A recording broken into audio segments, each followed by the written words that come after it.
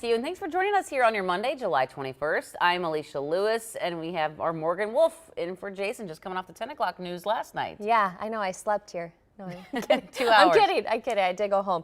But it's great to be here. I was just commenting on the sunrise. I'm like, I never get to see the sunrise because I work evenings. Pretty nice. And so it's good to be here with you guys. Good to have you here. We do have a lot to get to this morning, so let's talk the weather because it is going to be shifting tomorrow, John. Very wet. Weather impact alert for tomorrow. Yes, we are. You slept like 3 hours. Your vibes are great for no sleep. Good work.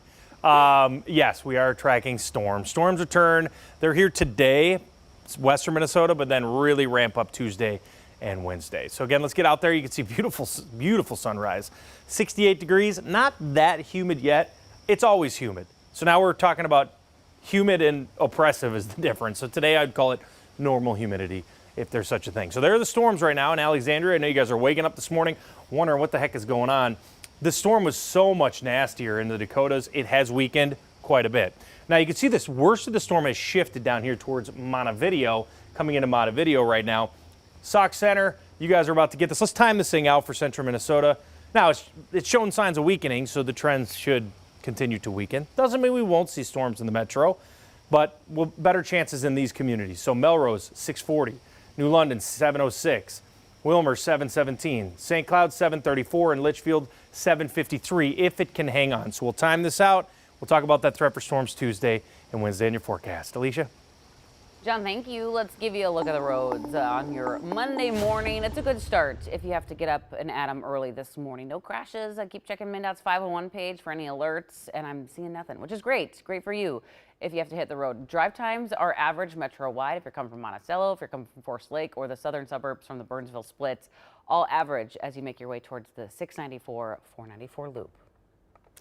One of the most iconic locations in the Twin Cities is finally reopening today. That's right. After lunch today, Governor Walz and MnDOT are going to officially open the Stone Arch Bridge after being partially closed since early of last year. And Audrey's live there this morning, and this is all ahead of schedule, Audrey.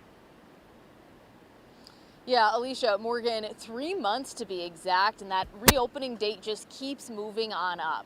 Now, we were initially told a couple of weeks ago that the official reopening date was going to be August 9th. And then yesterday afternoon, we got a press release from the governor in our news inbox letting us know that they are taking the dive today at 2 p.m. Now, the iconic Stone Arch Bridge was initially projected to be closed through October, so we're really looking at fall for the anticipated end date for this project. Now, it all began in the early part of last year when it was partially closed down for repairs just to keep the bridge from deteriorating further. Folks wanting to cross the bridge have at different times throughout the last year had to use detours like the 3rd Avenue Bridge, and that's a few blocks away. So reopening this bridge is also going to boost the flow of pedestrian traffic, bicyclist traffic, and I will say there are people who are very excited for this to reopen. I'm looking outside right now and I'm seeing a bunch of early morning joggers. Truth be told, I'm a little jealous. They've got a beautiful morning to be out here. Now, coming up in about 30 minutes, I'm going to have more on some of the specific repairs that went into this project, but for now, Morgan, Alicia, I'll send things back to you.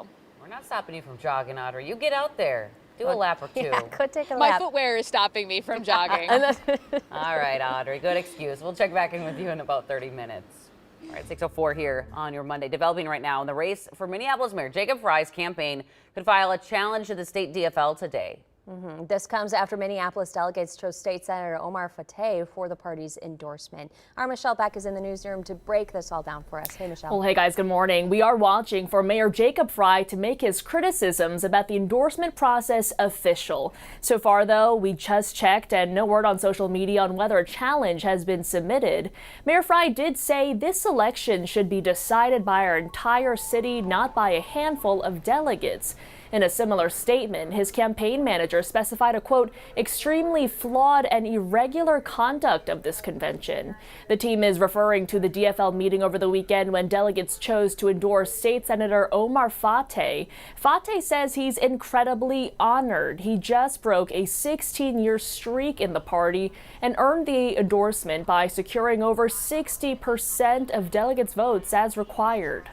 With the endorsement from the convention, this now means that the party can spend resources on his behalf. They can mobilize people. They can do phone calling. He basically has the full resources of the party that will help him in terms of his election bid come November. 5 people are running for mayor. Frey and Fateh are the 2 leading candidates. Now, this election uses ranked choice voting, so that could have a big impact on who ends up winning. Back to you. Yeah, an important thing to clarify too, that Frey will still be on that ballot. Thank you, Michelle. Well, if you are flying Alaska Airlines today, be sure to check your flight status before heading to the airport. The airline had a 3-hour ground stop overnight for an IT outage. They announced it was resolved just before 2 this morning, but it created long lines at Seattle's airport as people waited for the fix. So taking a look at MSP right now, we're seeing just one delayed Alaska arrival, but all departures are on time. Right now, police in Minneapolis and St. Paul are investigating deadly shootings from over the weekend. St. Paul police are hoping that someone saw what led up to a shooting near a homeless encampment yesterday. Police say that they were called just after 1 p.m. to Jackson Street in the North End neighborhood. Police say that they found a man shot with several people trying to help him. Now, we checked just before the start of the newscast and still no word on an arrest. Over in Minneapolis, police are looking for the person who shot and killed a 19-year-old early yesterday morning. This all started just after 3 on Mississippi Drive and Lindell Avenue North along the Mississippi River. First responders tried to save the man, but he died at the scene. In just hours, Harvard University is taking the Trump administration to court, marking what could be a pivotal moment for U.S. higher education. A federal judge in Boston is hearing arguments for 2 related lawsuits challenging the government's freezing of billions of dollars in funding. President Trump argues that the school's DEI efforts are discriminatory. He's also alleging the school's handling of pro-Palestinian demonstrations was harmful to Jewish students. Harvard officials say freezing funds has nothing to do with anti-Semitism.